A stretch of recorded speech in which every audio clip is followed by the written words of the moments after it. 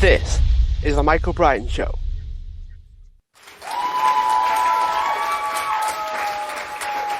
Hi everyone, welcome back to the show. And today I'm joined by Sadie Katz, who is an actress, whichever you prefer, and a producer. Sadie, thanks for being a guest on the show. Thank you for having me, especially so far away yet so close. So thank you. Definitely. Yeah, you're based all the way in the States, aren't you? So it's very, very strange that technology allows us to do this everywhere we go. What I was curious about when I was reading in to yourself, Sadie, is you've been on a bit of a ride, if you will, just getting into acting in the film world. So share a bit about how you got started. I'm aging myself always. It's been 20 years of me living in LA.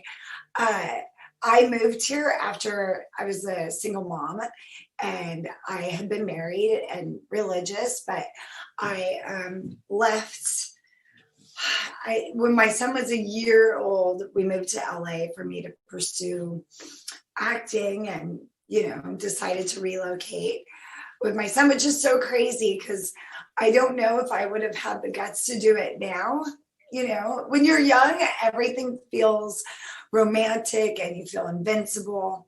So I had that, and I just kind of did it like, this is the old school traditional way, is like, you used to come, you pick up Backstage West or Drama Log, you take your headshot, your resume, you put it in the envelope, and you would mail it. It's changed so much. Like, it really had. This is Buffy, by the way.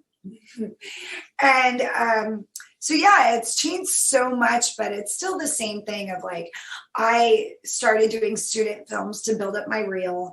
I continued studying acting, Meisner, Stella Adler, Uta Hagen, like you name it, method acting, whatever. And I just like, I would get really nervous, throw up before my auditions because I was so excited. And I just decided to stick with it no matter what.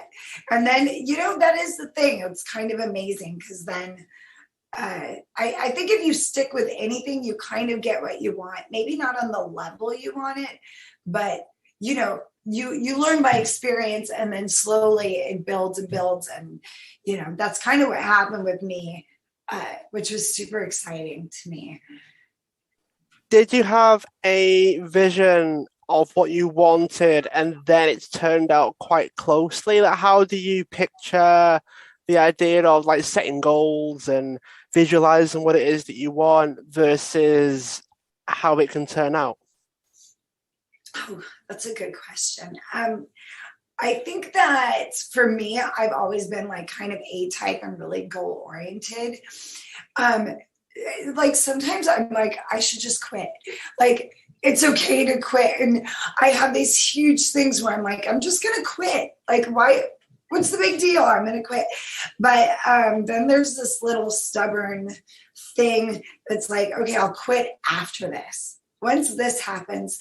So like, if I went back to my 23-year-old self and said, you're going to star in a movie that is, at Best Buy and it's for sale at Walmart, I would have been like, that's enough for me. Just one movie, that's enough. And then I think the more you realize how that works, the greedier you get, the more you keep setting your sights. I believe in doing shorter term goals that are accessible. I think it's like an artist thing that makes it really difficult if you say things like, I need to get an Oscar. Like, it's kind of goofy because there's so many other elements. So I try to think of like what things are in control that I can do and keep pursuing. And, like right now I'm producing something, and that was like a huge goal to open up my own production company. But I decided that during COVID. So, this was like the third script we pitched. The other two were like this, and then it went through. So I'm actually shooting December 6th.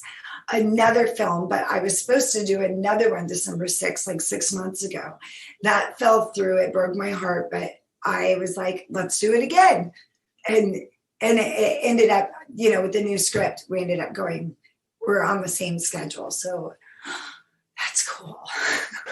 It is cool. And that does speak to constantly moving forwards and trying to keep building the momentum for yourself. Things don't always go the way that you want them to, but then you mentioned stubbornness, which is actually quite interesting. I think a lot of people tend to think that way when you're pursuing something. There's always that element of, but the next one will be fine, or I can push through this. And we have this story replaying in our heads, if you will, that makes us think that we can keep going. I love that you said that, because it's a big joke in LA, especially in indie film, is, shit hits the fan, everything's going crazy, you somehow work it out, and then everyone says, at the wrap party or drinks afterwards, like, that was tough, the next one's going to be so much easier. I think you have to fool yourself. I think it's like parents who have kids, they forget how hard it is. They go through having the one kid, the pregnancy, and the mom's like, never again, never again, and then 2 years later, you're a glutton for punishment. But you have to be like this weird, optimistic, realist, but not realist at all, to dive back in again and again. Like, it's kind of funny. Like, later on, you're going, why am I doing this? But, you have to think that way. I find it interesting how we find a way of staying the course. We find a way of convincing ourselves to stay the course versus quitting and doing something else. So, out of curiosity, Sadie, how often would you say you've contemplated stopping, contemplated doing something, that involves stopping the acting and the producing, and then found a way to keep going? How often would you say you do that? In the last 20 years, well, when I was younger, like every 2 months, I was always like, you know what it is? It's always, but it's like a day where, as an actor, you go, because we do home auditions almost exclusively. So, that's a really weird thing for me to go, oh, I have an audition to be killed. And I have a stage set up in my bedroom. So I'm like, what time of the day do I feel like crying by myself in a room, begging for my life? And so that, you do enough of those, just crying Lifetime movie stuff, or just very, taxing.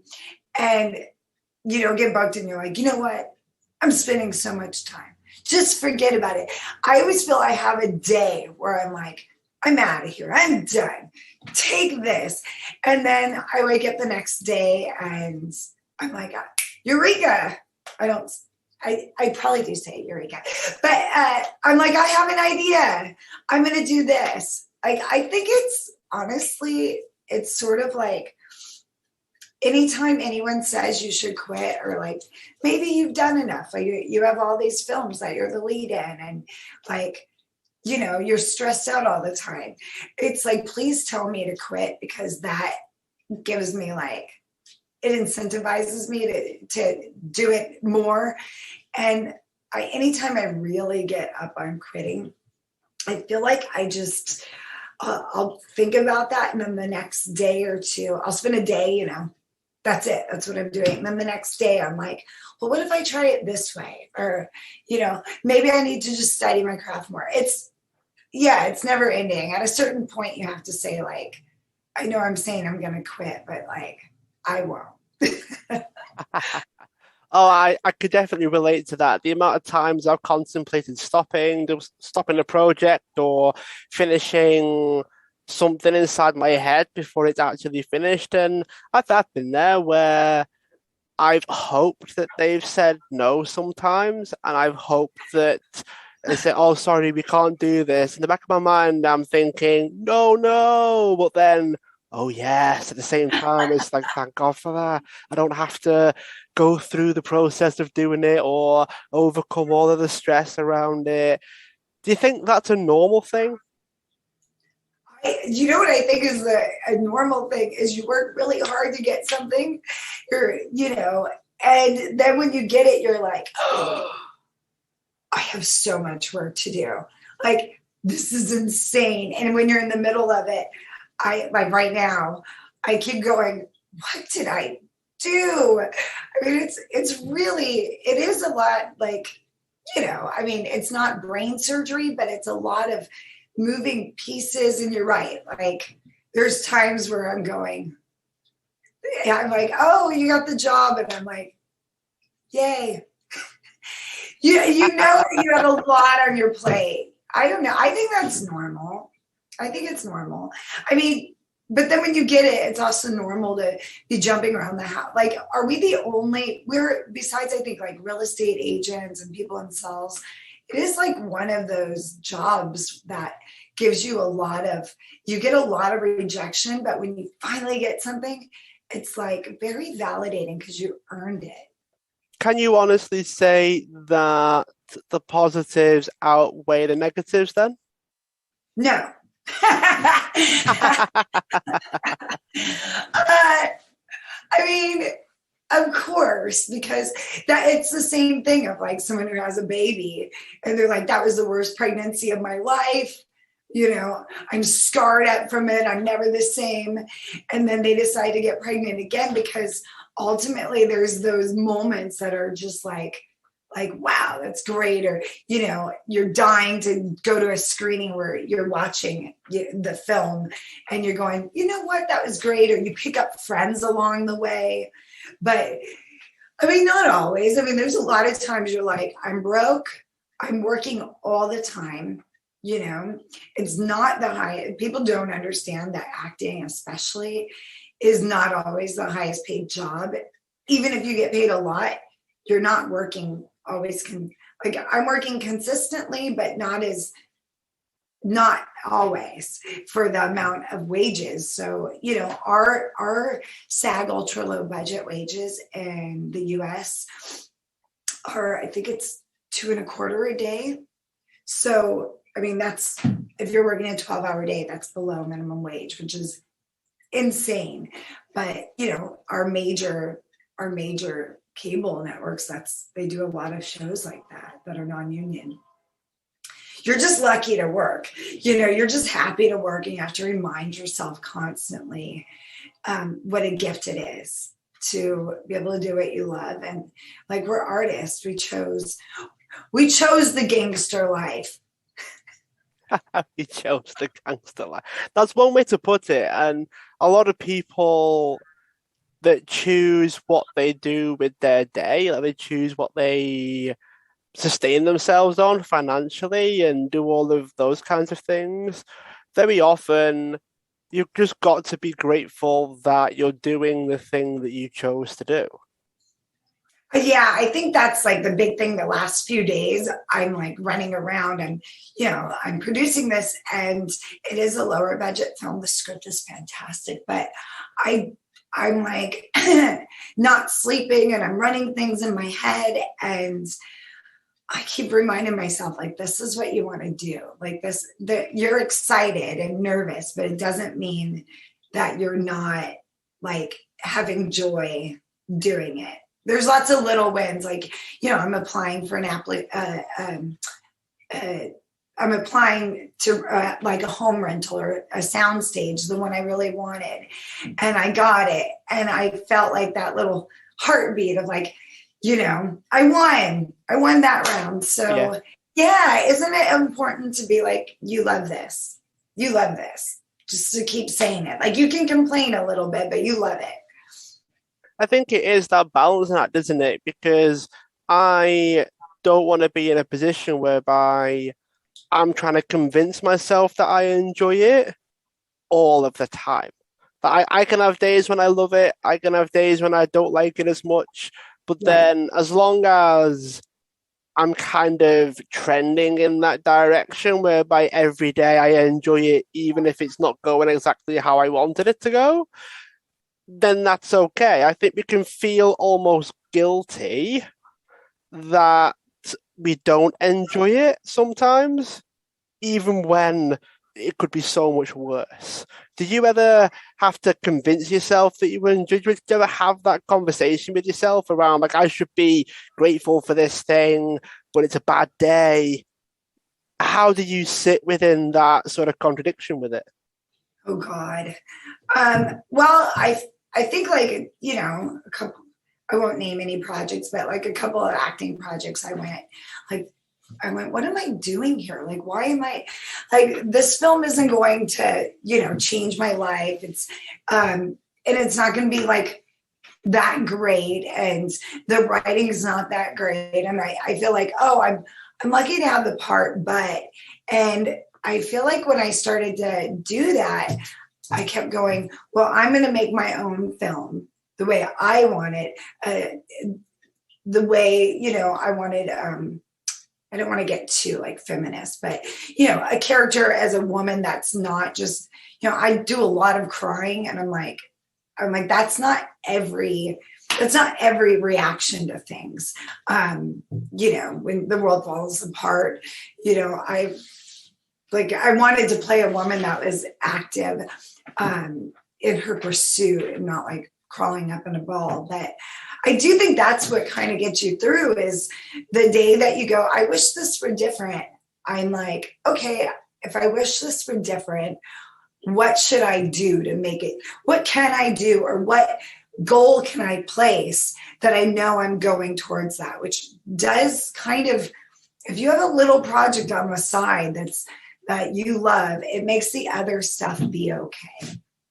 To me. Yeah, that's a very interesting point, actually, because expecting everything to be perfect is probably a high bar. It's not all going to be exactly how you envision it, but then if some parts of it are, that balances the whole thing out and makes everything feel okay again. Is that why you got into producing things? Because you felt like you could do things a bit more how you envisioned them to be? Yeah, I mean, that's a big thing. I'm not, I wouldn't say I'm controlling. In my real life, I'm kind of bohemian and can be a disorganized and messy. But when it comes to producing, it's like another cap I put on. And I do get, I don't want to use the word competitive, but I get like, when I'm working on a project as an actor, I have to be quiet. You know, my job is to show up, do my lines, and let it go. And there's so many times where I'm watching things and I go, why are we doing it this way? Like, why isn't this more organized? So that was a thing where I went, if I had full control of a project, especially like indie film, like if I had full control of a project and final say, and, you know, got to hire people that I trust to do their departments and things like, what could happen? And the few projects that I have produced, this is a bigger one I'm doing now, were tremendously rewarding on one level of feeling like, you know, in it and being really proud of the end product and learning a lot. Like, it's crazy how every film, when you're on the other side, how much you learn, and it's so fast. It's every day. So I'm like someone who loves to take classes, and I loved school. So it's kind of is exciting to me to be like, now I know how to do this. Now I understand this. Yeah. I read that you've got a real passion for learning and improving. Is that something that you've always had, or is that something you had to develop over time? I think I've always liked to be a student. I always liked school. I liked my teachers. I like to read. And I think some of it is just like, it doesn't mean I'm naturally good at it. I don't think people, like, unless you're born, you know, with music or whatever, yeah, we can be chatty, but I think there is like a learning curve of anything. And thank God for Google. I feel like I'm on Google like 30 times a day. But yeah, I think I love it. Like I really do. I'm wanting to direct something in the spring. That's been a big, I've directed my doc, but a feature film, and it's a script I've been sitting on for like 7 years. So the fact that I get to do it is amazing, but I'm like, I should probably take a directing course and even like a DP course. So I understand like angles and camera lenses. I've been around enough to understand the other things, but I don't really know my lenses. So I'm excited for that. I'm like, okay, that will be a new thing I have. What I really like about that is how committed you are to it and learning the craft and trying to get better all the time. And it speaks to something that I heard you mention in a previous interview that I watched you on. And it was about that you get obsessed with things. You get quite committed to certain projects and you really dive in. Tell us a bit about that. That's so funny. I do. I think my poor fiance, like, who's also in the business, but like, once I start working on something or writing or really anything, like, I get very much, I'll wake up and sit down on the computer at 8, like, barely brush my teeth, grab a coffee, and I could easily sit there till 8 at night and like go, use the restroom once and maybe grab a quick snack. I feel like, yeah, I kind of approach things like that. I get in that groove and I get afraid of not staying in that groove, and I want everything to be just so, my doc was over the top. Like I learned a lot about like, that was a weird thing because I was also, in the doc and part of the doc, was about being obsessed. So it started to filter over into my life. But yeah, I'm pretty intense of like going for something. And then, yeah, it becomes like my number one obsession. Do you have anything that you can advise people that want to be obsessed with something? They want to find something that they can get fully involved with and really commit to it, get as obsessed as you can. Is it something that you can help people with, something that you can point to, someone wanted to find that for themselves? What would you suggest? I mean, for me, it's less about comparing yourself to others and challenging yourself to do like your personal best. And I think the big thing is like rewarding yourself. I mean, even if it's like, I'm going to make dinner and I don't feel like doing it, but I want to be into it. Like I'm having a dinner party. To me, like to just throw yourself in is, once you get used to that, I think you start getting obsessed with doing things a certain way. I've been to someone's house where it's like they've made spaghetti and like thrown a salad in a bag, and I'm appreciative for it, but they don't get the reward of what that is because they haven't given a big effort to it.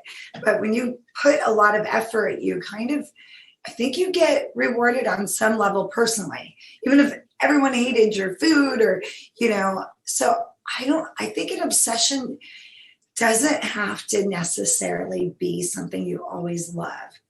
It turns into that because you get obsessed chasing that, self-fulfillment for what you're doing.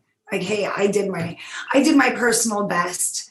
And then the next day, how can I want to push myself more. I don't know. There's some people who aren't like that. There's some people who want to work at an office job and they choose their family to be more of their obsession, which is like, that's their right. I just feel like if you're going to show up to do something, you should show up and do 110%. It happens quite often in sports as well, where the better they get, the more they commit to their thing, it pays dividends, right? It's like it always comes back to them based on how much time they invest in learning something, how much effort they put into the performance, I suppose you could call it. That tends to come back. That tends to yield something, even if it's just satisfaction that you did your best. I can't tell you how many times I sat there and gone, it wasn't that great. Like objectively, like it wasn't really good, but I couldn't have done anything any better at the time. Sometimes the only thing that I get from something is that it was my best.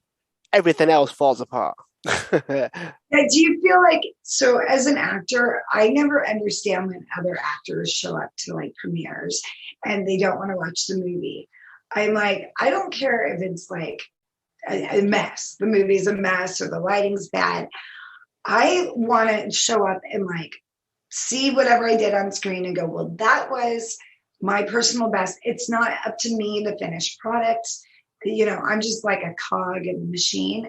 But I do think you should celebrate what you do based on, you know, you're so right, your personal best of like, well, that's what I did in that situation, and I'm going to be proud of that. Even if it's just like, hey, I showed up and like, you know, the movie's not my type of movie, but I'm committed fully, you know, which is really rewarding.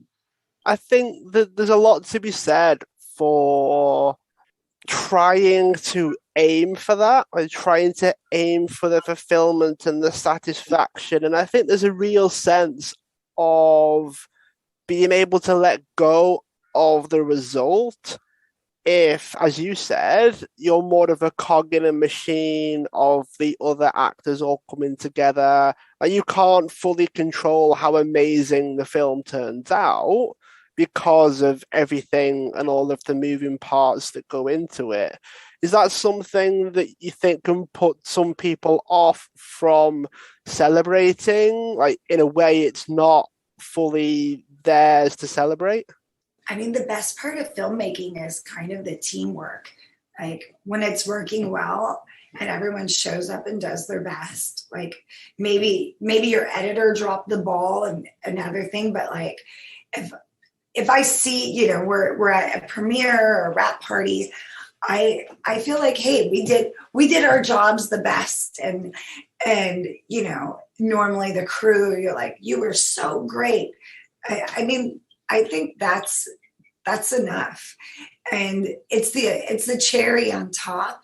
If, you know, you see the film and you go, everything worked exactly how we wanted, and it came out even a better project. That's really awesome. But just finishing a film and getting it distributed is such an accomplishment. Like it people not, you know, not, it's like you read a review and someone says, oh my God, I hated the movie. I love the movie. It's like, you know, it's not all the films I've done have been indie films. In fact, half of them haven't, but they're still like labors of love. They're not, you know, $15 million films. And that's, I mean, what else do you want? Like, not every, it's the weirdest business, because if you talk to someone who said they like to paint and you went to their house and looked at their paintings and you go, that's pretty good. Like, I don't know how to paint. You wouldn't say, well, are you sad that you're not as famous as Michelangelo? Like, you would never, no, you don't expect every artist doesn't expect to be in the top, you know, 0.02%. Like, part of being an artist is just getting to do what you love. I think that speaks to the goal of things sometimes. Like, if your goal is to be famous or your goal is to make a lot of money, would you say that can detract a little bit from the fulfillment element, almost like you can feel like they're pulling on each other a little bit? Yeah. I mean, look, in LA, I don't know how it is on the other side of the pond, but like the whole idea about The Secret became like this huge thing. If you want it bad enough, you visualize it, write yourself a check for $1 million. And I think that's kind of like, it's a nice thought. It really is, but it's kind of bullshit to think that way where like, why are you you're setting yourself up to fail, right? So, or to never be happy. So I do think that it's better to make your goals in bite-sized pieces so you get to celebrate personally each step of the way. Not that you're not going to cry, not that you're not going to sometimes think like I work really hard and I can't believe I didn't get this. You know, there's a lot of rejection, but I do think if you make your goals realistic, they can always be like, you know, my goal to you know, early on was to be the lead in a movie that comes out in the theaters.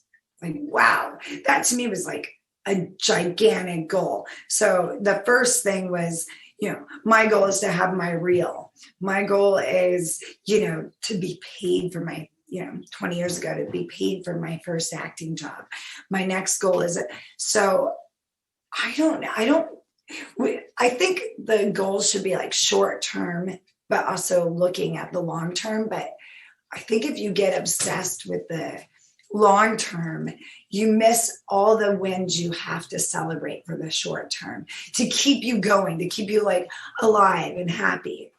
I find that that's a little bit of a skill in some ways.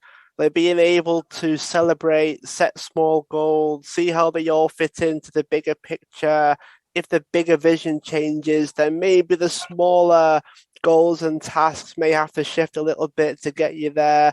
I find that's a real skill that some people have and some people just don't have. What do you think? I think some people don't want to celebrate their wins enough. So I think you're right. So, and that to me, I would say is the most important thing is like when you're alone, you know, you look at something and go, I made this, you know, there's some things that I might be able to change, but this exists. Like I made this, it can't be taken away, good or bad. And then when something is you're really proud of is to really say like, I'm super stoked about this. And I always think like, no one can be your cheerleader like you can be your own cheerleader. So that way, when you're getting kicked in the face and you're like, I want to quit, you remember like, yeah, but I owe it to me to do, you know, it's going to feel so good to me for setting those things up. So then it doesn't become external, you know, it becomes very much you. And if your goal is, let's say, you know, your goal is to have a movie come out and you want it to be a hard copy, but it goes to streaming. I think then you celebrate that and then you go, okay, streaming, I met that goal. My next goal is to do the hard copy, but it doesn't take away from this film. And God, that's like really important to me. That's how I don't jump out my window and run away forever. That's that's definitely one way to put it, Sadie. Yeah, that's stopping me from jumping off the cliff, mate. That's it's true. That's really funny. So you got into the producing from the acting. If I'm right, it was after the documentary you really dove into the producing a bit more full time, shall we say. What satisfaction, fulfillment do you get from producing? Bit of a tough question now, but you don't get it from acting. What's the real distinction between the two for you? Oh gosh, acting is, you know, you're standing there, you've got your lines, you're in your bubble, and you don't have any control of the outcome. You know, you're only in that moment of what you can give to that moment. And I think producing like this particular project, because this is my biggest, you know, project besides my doc, which I have to tell you, my doc was so important to me because I had to stick with it, and everyone was like, you should just quit. You should quit. And so that was rewarding for me, but that's a documentary. And, you know, I learned a lot, obviously, from it. But for this, I'm like, I'm hiring my crew. Like, I'm the boss, and not in a crazy way, but in a way of like, oh, I'm going to bring together this really bitchin' team that I'm going to pick my favorite people or get recommendations. So that's really cool because people are grateful about the work. Helping cast the actors is that's really rewarding. And then also just shaping the film and seeing like, oh my gosh, I didn't know I was going to get this location. I didn't know I just added like a dolly crane or jib, excuse me, this morning, found one for rent. And I was like, oh my God, that's so as an actor, you would never, it's just not something that comes up. And I'm like, this is an exorcism movie, and on the phone with the director and the DP and saying like, what could we do to make it better within the budget? There is a lot of like, it's like doing a puzzle, and you're the one with the puzzle pieces, trying to put them all in, and then trying to finish it. It is really rewarding. I'm acting in this, so it's a little bit stressful because I know I have to show up and like give a performance as an actress and let the producing stuff be, my AD and have that shift for a little bit. But like, I can't wait to go into post. Like that's a whole other thing. And because I know the film will change. And that's another thing you don't get to do as an actor. It's like you walk off the set and claps, they give you your money, and then, you hope that they do it within the next 6 months to a year. And they finish it and they, choose the best takes. And how have you handled wearing the different hats? Has that been an easy thing, or have you had to figure that out as you went along? I just cry myself to sleep every night. It's okay. Yeah, I mean, the hardest part, honestly, is raising money. Like no one really talks about that, and no one really knows like the key to that. It's really difficult. I mean, I would like to one day figure out how these people raise like $5 million. How the hell do they do that? It's so hard just to raise a lower amount. That's the part that it's like you're on pins and needles because you're working on you're working to do the film. Investors flake. You have to find another investor.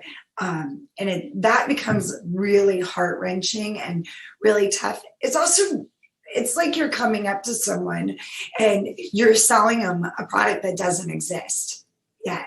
And you're telling them, give me your money and trust that this product is not only going to exist, but it's going to be good, that you'll be proud that you're involved in it, and it's going to sell. I feel like I have no problem getting distribution on a film. I've been around it for a long time. I've handled that before. Getting someone who doesn't know you well to give a huge chunk of money and be on board for it. And they have to trust that you're going to stay in budget. That's a big deal.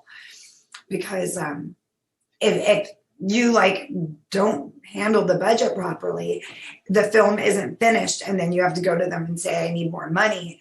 They're kind of stuck, and you want to not put anyone in that position. Is there more to it than just return on investment for these people? Is it the satisfaction that they contributed to it? Is that enough to get them over the line? Is it all about like how well the film does to get that investment back, plus probably a bit more?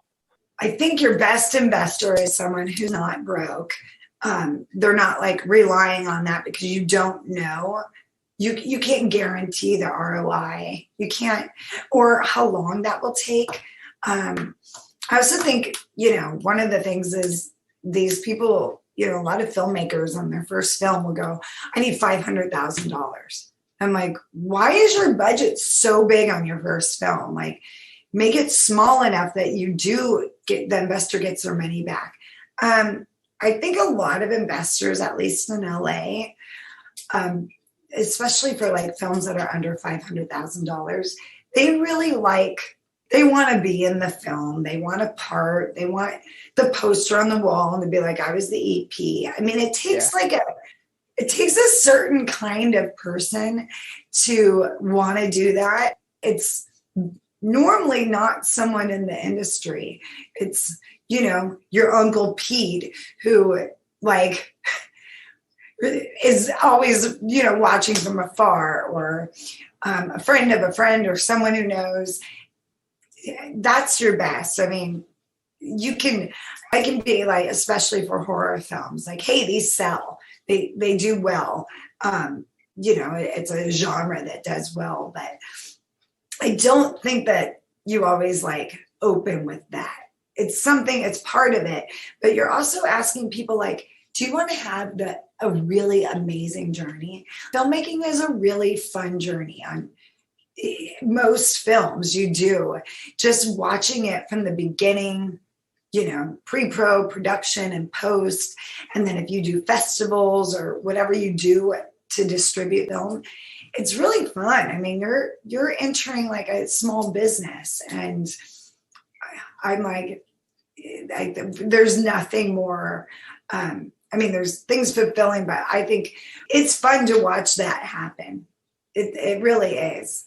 So I think that's kind of what you got to dangle. You dangle a carrot, but I think it's better if you dangle like a realistic carrot, and get them excited about the creative endeavor, and then let them know, like, I think that it's this thing that like 50% of films don't make their money back, but that's not actually true. That is actually like a skewed thing, because so many films on book don't make their money back.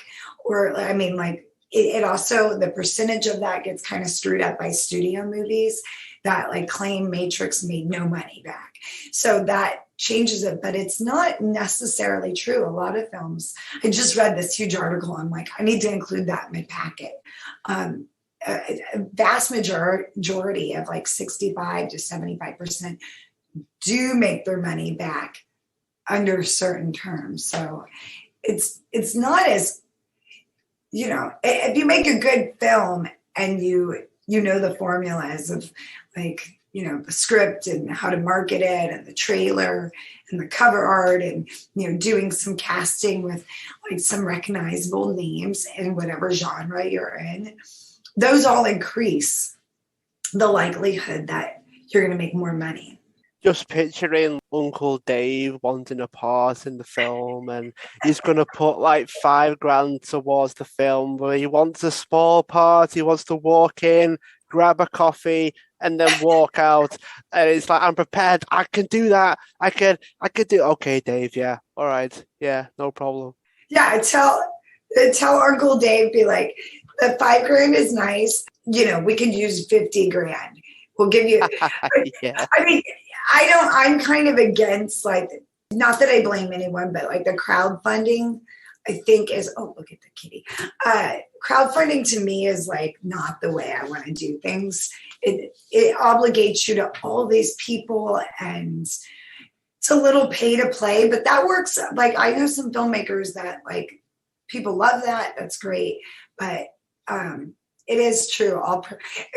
All executive producers on any level, they love to have a part in the film.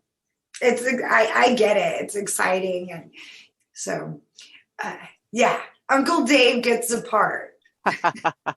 It's a bit strange for the average person that has never been in a film before to get the chance to be in a film. It's almost like a childhood dream of some people to be in a film. And if they can contribute to the film and they get their name on the sort of the cast, and special thanks to, and we'll use Uncle Dave again, and Uncle Dave is up there, right? And he's fulfilled his childhood dream of being in a movie, and it can be quite a powerful experience to a lot of people, especially if it's not normal for you. You know, like you talk to people like The Rock that's in a film every couple of months, and it's like it's normal to be one of the main actors in the film because of who he is and what he's done and how amazing he is at doing the job. That doesn't happen to the majority of people, does it? So, you know, when you're in LA, everyone's in like the film business. So sometimes you forget. And then I'll be like with my family and talking to their friends, and they're like, oh my God, your life is so exciting. And I'm like, yeah, it's really fun. Like, I'm grateful. It's really fun. But you forget that people do watch the scroll of like films that they're in or things, and they're pointing their name out. So yeah, I think that you forget that someone from, you know, another country or from, you know, Michigan or whatever. Yeah, it's super exciting for them. And it's actually really exciting too, to be like, I invested in a film. And I keep saying this because I really like this, is like the poster on the wall. You see your name and you go like, I did that. Like, I'm part of that big thing. It is cool. But yeah, you forget that being on a TV show. You know, my fiance is a producer of like unscripted reality stuff. He's been doing true crime for Oxygen, and he's been doing it so long that he doesn't even watch the show when it airs. So I'm like, we're not going to see it. We don't have cable. So, and Oxygen's on cable. And he goes, well, I made it. Like, his mom will watch it and take a picture of like his name on the screen. But you do get a teeny bit jaded the more you work. You do get a little bit. I still get pretty stoked every time. Is that something you have to talk yourself into being, or do you still sort of turn into the little kid when you see your name in lights on the screen? Well, it depends on the film. There's some films you're like this. Hand over your face. Yeah. You're just like, fuck. But I kind of just have fun with that. And, you know, I still invite my friends. I did this project like 8 years ago, and it was actually in a lot of theaters. And I invited a bunch of my friends, and no one was in the movie theater. And they just took I think what you would say, they took the piss out of me. And we were just laughing and enjoying. It's still the fact like they don't have a movie in the movie theater. So like it was still really kind of fun and enjoying, you know, not taking yourself too seriously. And it's kind of a bummer when you really, really love something and you're like, I can't, when this comes out, the world is going to be like, this is the greatest thing ever. And then you've got like the 10 assholes who are the only ones who write reviews, and they're all really negative and weird. Like I watched the first minute of this movie, and you know, these filmmakers should be killed. And you're going, what? But yeah, true. You know, it's all really fine. Like I always say, I'm too far in it now to turn back, so I might as well enjoy it. It's a very interesting point about that. Sometimes we're in the world and that comes with the territory almost, doesn't it? Yeah. I mean, I like reading reviews, even if they're terrible.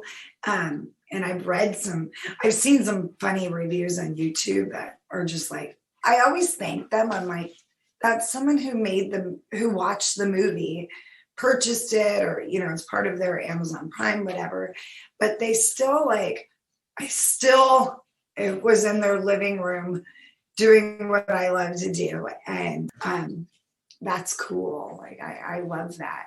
So what does the future look like for you then? Do you think you'll still act? Will you try to go bigger and better, or will you spend more time producing? Like, what's the future like for you? I'm hoping I always get to act. I really do love it. I would like to do more like television.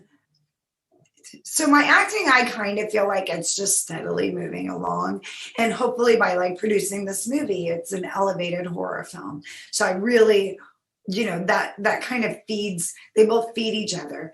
Yeah, I think I would love to be at a stage where each film I produce gets like one better, you know, a little bit more, a little bit bigger budget. And also get to the point where like I have a stack of scripts here and I'm going to find that diamond in the rough. And that would be very cool. You know, the older you get, you also go like, okay, I'm acting, but what areas can I also do that are also fulfilling, that won't leave me feeling cheated, or, you know, so I'd like to keep producing and, you know, keep in the acting world, but I'd like my production company obviously to grow.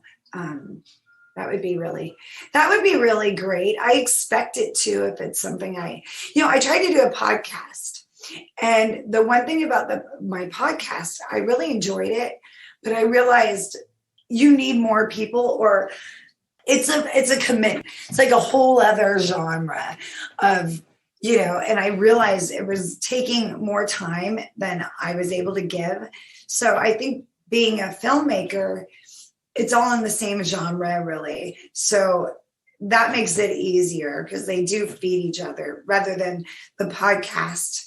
I was like, hats off to you, because it's actually so much more work than people realize. When I first started my show, I had no idea how much work it would have taken. I was so naive with the whole thing. I had a headset, I had my phone, and when I interviewed people, I didn't use video. It was literally just essentially recording phone calls. And that was my podcast. I thought, this is great. This is amazing. I don't mind talking to people on a one-to-one basis because I'm quite introverted. So I didn't like the idea of like 4 people is a crowd to me. So like one-to-one is great. I can handle that. But then when it all came about, the things started to pick up a little bit. Things started to take off and people were listening. I then gradually started to build in the tech around it, the extra commitment around editing, because I didn't even edit. It was literally record, done, finish, next one. Record, done, finish, next one. That was basically all I did. And it just gradually became what it is today, which I'm amazingly grateful for. But what I noticed was that when I could do it, when I had a bit of practice, because I do a lot of practicing behind the scenes, a bit like you, I can get a bit obsessed with certain parts of it. I thought, right, I could probably actually edit a show properly rather than just decide to do it on one of the next episodes. And it turned out to be awful because I hadn't practiced beforehand before actually editing my first one. So it took a lot of gradual building, but to say that I didn't have an audience when I started my show would be an understatement. I didn't have anyone. I didn't pre-launch any of it. I didn't have a marketing budget. It was literally free software on my phone that allowed me to record, headset, which is probably the cheapest I could probably afford at the time, and that was it. And I was that naive that it took about a year, maybe even more than a year, before people actually paid attention, because people were like, what's this? So it took about a year. I was going to ask you, like, I sort of felt like when I was doing it, I was enjoying it, but I have to be honest, like, I watched the interviews and I realized, like, oh, I'm used to being interviewed. I'm not used to interviewing other people. And I felt myself, I like watching myself, I'm like, I would get nervous, so I would like compensate. And I felt like, oh, I'm interrupting people. And then I look at YouTube, and people on YouTube will tell you right away if they don't like what you're doing. And that hurt me more than like a film review, because I kind of knew, like, oh my God, they're right. So that was the thing where I'm like, I'm just not ready for that. And you're right. I needed to rehearse and do some dry runs. And I didn't know that. I mean, it's like, if you don't know that stuff, it's such a can of worms, like one thing. So one day maybe, but I'll leave it to you, the professional.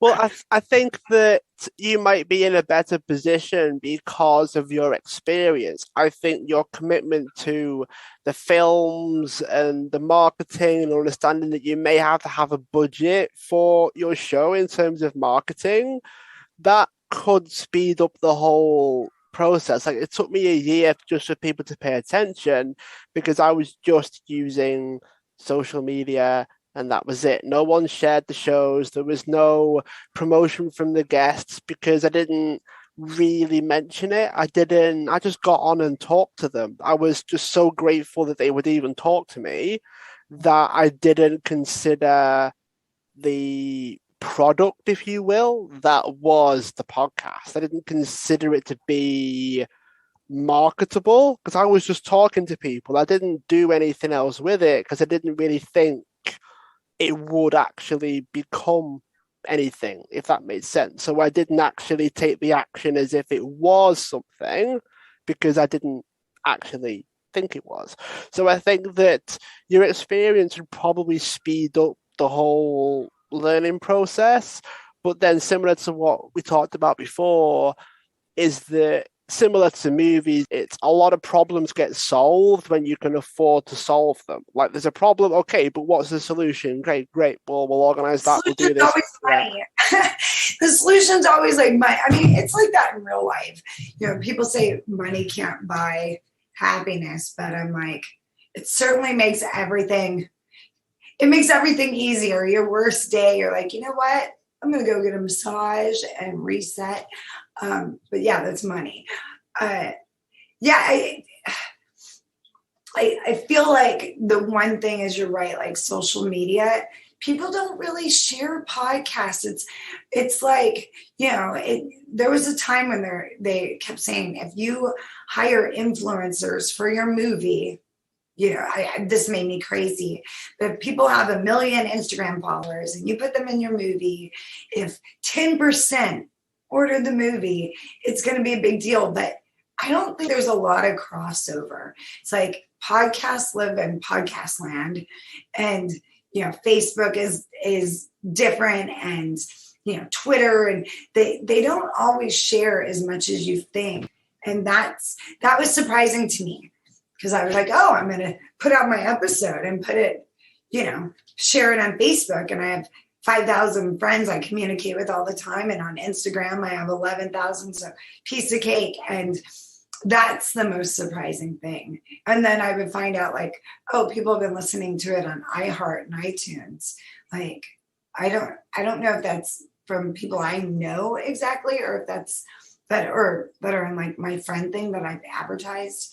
So yeah, I mean, I feel like one day I'll do it again if I have a partner to do it with, and if I'm free. You know, I listen to so many podcasts on YouTube. I watch a lot of them. Like I watch that more sometimes than, you know, movies, because I'm like falling asleep to it. Yeah, I think similar to movies, it's its own little world. Like some people love watching movies. Some people love listening to podcasts.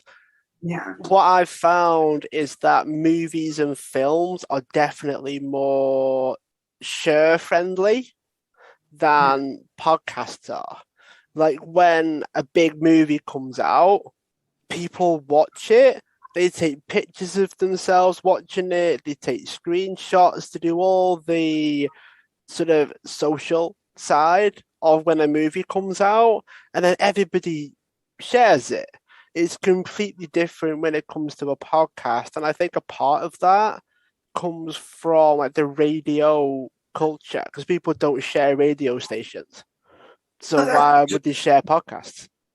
Oh, I never thought of it that way. Yeah, that's very true. Yeah. I mean, there is like, is it SoundCloud where people share their songs? So that's like kind of cool, but you're right. It's a different beast. I think like you did, you have to be on it long enough to understand the algorithms, which is the same for like film, or I'm sure any product you're selling at all. is like finding out that learners, what is it, the learning curve of it. So yeah. I definitely agree with that. I think it's a whole different planet that you've got to navigate. You've got to learn there are different rules, there's a different culture around it as well. How do you speak to people? How do you communicate? What's the best way of doing it? And you find your version of that sometimes. My version of that is different to somebody else's. It's different to somebody else's. And we use the rules of the space of the industry, and then what we do with that, and we turn that into our own version of it. Because there's no point in just doing it your way if nothing works, because you don't get the benefit from your independent go-getter. I am gonna smash the world to pieces and put the world to rights, if you will, with my podcast. No one will listen to it if you don't play by the rules of how to get people to listen to it. So I think there's a real sense of use the tools your way, but there are still tools out there that you've got to use. Yeah, I agree. It's like when people say like you should write what you know, I'm like, that's not really true. That's nice. It's a luxury, but really you should do what's commercial if you want to keep doing it. Like that's the end of the road where you're like, oh, I've had these wins. Same thing with I'm sure putting in money for podcasts, or you hear that a lot with artists where they think if they produce the material, like if you build it, it will come. And there's so much competition online that maybe for, everyone has that one story, but they also have that one story of an actor who was like discovered walking down the street, but that's 1 in a billion. It's not the norm. So yeah, I mean, even when people are pursuing acting, they're like, what should I do? Get a job that you can do that will work around your acting. And you'll feel so less stressed out about it. Long-term game it where like you just commit to doing it rather than giving yourself like after a year, if this doesn't work, I'm going to quit. That's really not the way to work that. It's so short-term focused, isn't it? Sometimes everyone tries to think of the short term rather than how can I do this full time, starting from scratch. It's not going to happen short term, is it? Right. 100%. So, Sadie, this has been phenomenal. It's been very, very fascinating. And I've learned a lot. So, just like you, having a commitment to learning, this has been a bit of a learning experience for me. So, I've really enjoyed it. I'd love to have you on again in the future at some point. This has been really, really cool. But for those that want to learn more about you, enter your world, maybe be that Uncle Dave that wants to support you at that bigger level with your movies, how can they find out more about you? My Instagram is under Sadie Katz, SADIE KATZ. My Twitter, which I'm not on that much, is Sadie_Katz. But yeah, if someone had a film or had questions, my production company is called See You Next Tuesday Films, LLC, and at Gmail. So that's spelled CSEEYOU Next Tuesday Films, LLC at Gmail. And that's it. Thank you for having me. I learned from you too. Thank you. You woke me up today. Thanks. That's a very, very good sign. I've woke my guest up, those of you that are listening. If you haven't already, make sure you subscribe to the show so you can check out all of our past and future guests. Leave a review sharing what you thought, and if you feel the need to, share on social media, tagging myself or Sadie, and we will see and probably engage and ask you what you thought. Have an amazing day, those that are tuning in, and I look forward to seeing you all again on the next episode. Sadie, thanks for coming on. Thank you so much. Have a great day. Just before you take off, if you'd like to join my inner circle, which is accountability, access to me, And you also get the chance to have exclusive interviews with my podcast guests. If you click the link in the description for the podcast, you get a 2-month free trial in the Inner Circle. I shall see you on the other side.